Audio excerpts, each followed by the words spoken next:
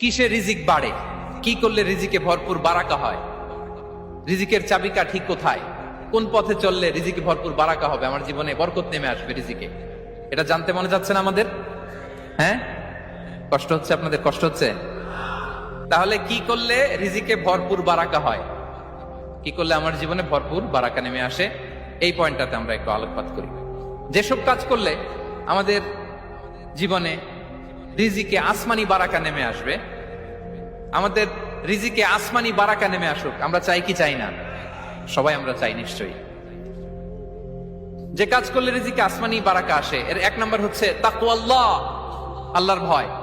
আল্লাহ তাআলা বলছেন, ওমাই ইয়াত্তাকিল্লাহা ইয়াজআল লাহু মাখরাজা ওয়া ইয়ারযুকহু মিন হাইসু লা ইয়াহতাসিব।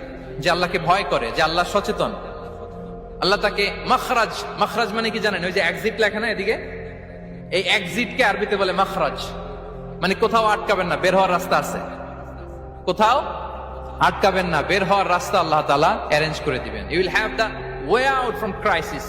ক্রাইসিসে পড়লে, সংকট মোমেন্টে আল্লাহ তাআলা ওখান থেকে এক্সিটের ব্যবস্থা আপনাকে করে দিবেন।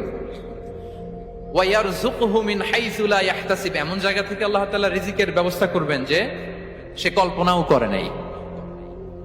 এরকম অনেক সময় হয় না যে আমি ভাবিও নাই যে এখান থেকে আমার রিজিকের বন্দোবস্ত হতে পারে, কোত্থেকে যে রিজিক চলে আসলো, এরকম জীবনে মাঝে মাঝে হয় কি হয় না? ব্যবস্থা করেন কে? যারা আল্লাহ তাআলাকে ভয় করে, যারা আল্লাহ সচেতন, তাদেরকে আল্লাহ তাআলা স্পেশাল রিজিক দিয়ে ধন্য করেন। তাকওয়াল্লাহ। পুরো কোরআনের মূল শিক্ষা কি, পুরো ইসলামের এসেন্স কি, জিস্ট কি, সারাংশ কি, যদি আমাকে জিজ্ঞেস করা হয় আমি বলবো তাকওয়াল্লাহ, আল্লাহর ভয়, আল্লাহর সচেতনতা।